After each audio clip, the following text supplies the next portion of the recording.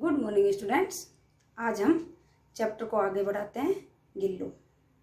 गिल्लू महादेव वर्मा द्वारा लिखा एक संस्मरण है। महादेव वर्मा ने क्या लिखा था? गिल्लू एक संस्मरणात्मक किसकी याद में लिखा था? गिलहरी के बच्चे की याद में, जिसका नाम कर दिया था। नामकरण करने से जातिवाचक की जगह क्या बन गया था? व्यक्तिवाचक। और वह एक संस्मरण के रूप में लिखा था। संस्मरणात्मक रेखा चित्र है गिल्लू। और महादेव वर्मा एक छायावाद की क्या है? प्रमुख चार स्तंभों में से एक प्रमुख कवयित्री। महादेव वर्मा छायावाद की प्रमुख कवयित्री है। और गिल्लू एक गिलहरी का बच्चा है। वह महादेव वर्मा को कहाँ मिला था? गमले और दीवार की संधि के बीच क्या हुआ था? घायल अवस्था में मिला था। महादेव वर्मा ने उसे उठाया, अपने कमरे में ले गई और उसका उपचार किया। धीरे धीरे गिल्लू आश्वस्त हो गया कि विश्वास होगा कि ये मुझे नुकसान नहीं पहुंचाएगी। तो क्या करने लगा? उसकी अपने पंजे से उसकी उंगली को पकड़ने लगा। महादेव वर्मा उसे रुई की पेंसिल बनाकर क्या पिलाती थी? रुई की बत्ती बनाकर दूध पिलाती थी, उसकी केयर करती थी। और गिल्लू पूरे दिन उछल कूद करता था। अब आगे पढ़ते हैं। जब मैं लिखने बैठती तब अपनी ओर मेरा ध्यान आकर्षित करने की उसे इतनी तीव्र इच्छा होती थी कि उसने एक अच्छा उपाय खोज निकाला। महादेवी वर्मा जब भी लिखने बैठती, जब भी अपना लेखन कार्य करती, तभी गिल्लू अपना ध्यान आकर्षित करने के लिए, महादेव वर्मा का ध्यान आकर्षित करने के लिए उसकी इतनी तीव्र इच्छा होती कि वह मेरी तरफ देखे। अनेक गतिविधियां करता, लेकिन उसने एक अच्छा उपाय, एक तरीका खोज निकाला। वह मेरे पैर तक आकर सर से पर्दे पर चढ़ जाता। वह पैर तक आता महादेवी के, फिर सर से तेजी से क्या चढ़ जाता? पर्दे पर चढ़ जाता, फिर उसी तेजी से उतरता।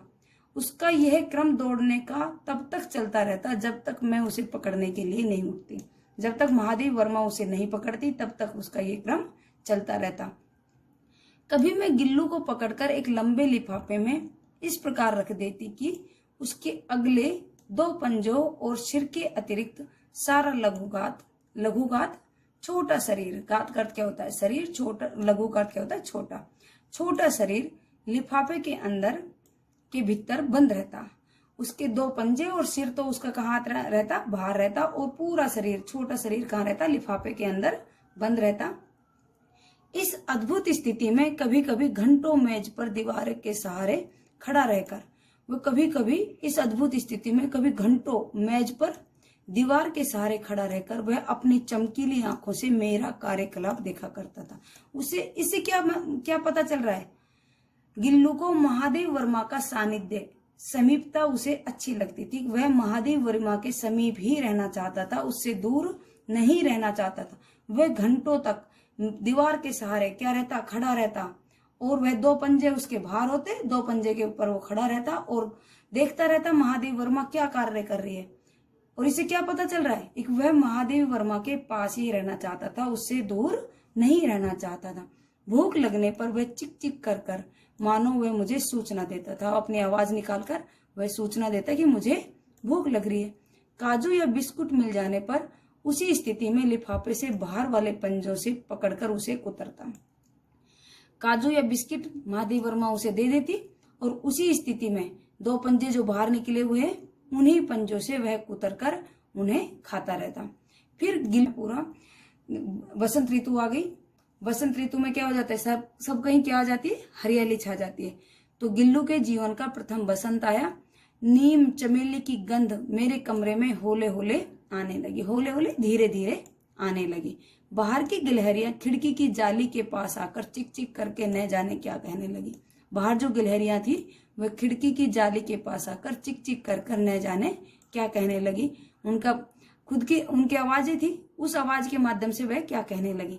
गिल्लू को जाली के पास बैठकर अपनेपन से बाहर झांकते देखकर मुझे लगा कि इसे मुक्त करना चाहिए, इसे बाहर जाने देना चाहिए। मैंने कीले निकालकर जाली का एक कोना खोल दिया। महादेव वर्मा ने कीले निकालकर जाली का एक कोना खोल दिया और इस मार्ग से गिल्लू ने बाहर जाने की सचमुच की मुक्ति की सांस ली। इस मार्ग से गिल्लू क्या करता? बाहर चला जाता और उसने मुक्ति की, स्वतंत्रता की सांस ली।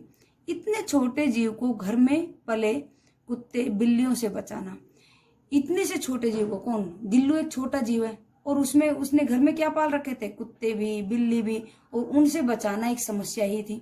अब उनसे बचाना भी, बिल्ली से भी बचाना, कुत्ते से भी बचाना उस गिलहरी को, बच्चों को। आवश्यक कागज पत्रों के कारण मेरे बाहर जाने पर कमरा बंद ही रहता। आवश्यक कागज पत्रों के कारण महादेव वर्मा जब बाहर चली जाती थी, कॉलेज चली जाती थी, तो क्या रहता, कमरा बंद ही रहता, कोई भी उसके कमरे में नहीं जाता। मेरे कॉलेज से लौटने पर जैसे ही कमरा खोला गया और मैंने भीतर पैर रखा, वैसे ही गिल्लू अपनी जाली के द्वार से भीतर आकर मेरे पैर से सिर और सिर से पैर तक दौड़ लगाने लगता। जैसे ही महादेव वर्मा कॉलेज से आती घर पर तो कमरा खोलती, वैसे ही गिल्लू भी उसे आभास हो जाता कि महादेव वर्मा आ गई। वह अपनी जाली के द्वार से भीतर आ जाता और महादेव वर्मा के पैर से सिर पर और सिर से पैर तक दौड़ लगाने लगता। तब से ये नित्य का क्रम हो गया, अब ये रोजाना का उसका क्रम हो गया, कार्य हो गया। गर्मियों में जब मैं दोपहर में काम करती रहती तो गिल्लू न बाहर जाता न अपने झूले में बैठता। गर्मियों में जब दोपहर में महादेव वर्मा काम करती, नहीं तो बाहर जाता और न झूले में बैठता। उसने मेरे निकट रहने के साथ गर्मी से बचने का एक सर्वे था, नया उपाय खोज निकाला। उसने हमेशा की तरह एक नया उपाय खोज निकाला। वह मेरे पास रखी सुराही पर लेट जाता। सुराही मटकी के समान होती है जिसमें पानी ठंडा रहता है, लेट जाता। वह इस प्रकार समीप भी रहता और ठंडक में भी रहता। इस प्रकार वह महादेव वर्मा के समीप भी रहता और ठंडक में भी रहता। गिलहरियों के जीवन की अवधि 2 वर्ष से अधिक नहीं होती। गिलहरियों की जीवन की अवधि कितने वर्ष की होती है? 2 वर्ष की, इससे अधिक नहीं होती। अतः गिल्लू की जीवन की यात्रा का अंत भी आ गया। अतः गिल्लू की जीवन यात्रा का अंत आ ही गया। दिन भर उसने न कुछ खाया न बाहर गया। दिन भर उसने कुछ नहीं खाया और न ही बाहर गया। रात में अंत की यात्रा में भी वह अपने झूले से उतरकर मेरे बिस्तर पर आया। वह अपने झूले से उतरकर महादेव वर्मा के बिस्तर पर आया और ठंडे पंजों से मेरी वही उंगली पकड़कर हाथ से चिपक गया।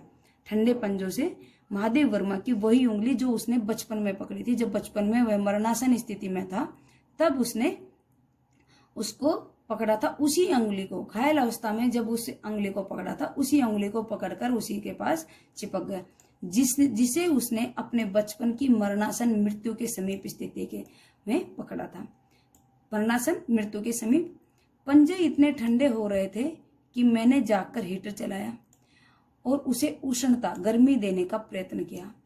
प्रयास या कोशिश की, परंतु प्रभात की प्रथम किरण के स्पर्श के साथ ही वह किसी और जीवन में जागने के लिए सो गया।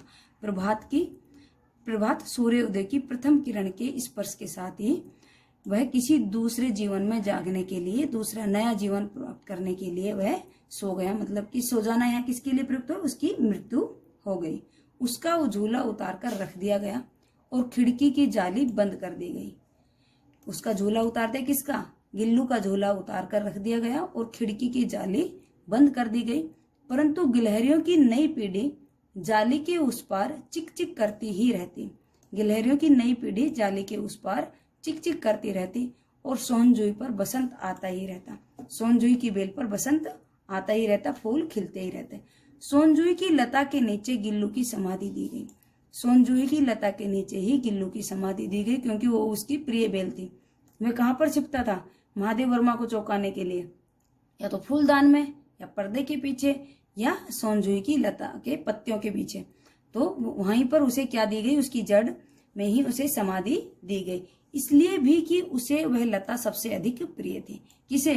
गिल्लू को वह लता सबसे अधिक प्रिय थी। इसलिए भी कि उस लघु गात का किसी वासंती दिन जूही के पिताब छोटे फूल में खिल जाने का विश्वास मुझे संतोष देता था। एक उस लघु गात, उस छोटे प्राणी, उस छोटे शरीर के जीव को किसी बसंत दिन में या बसंत ऋतु में सोन जूही के पिता पीले फूल में खिल जाने का विश्वास, एक वह पीले फूल या पीले कली के रूप में खिलकर वह आएगा, ये विश्वास किसे था? महादेव वर्मा का। और वह उसे संतोष देता, मुझे संतोष देता। मुझे किसके लिए प्रयोग हुआ है? महादेव वर्मा के लिए मुझे संतोष देता है। Thank you class.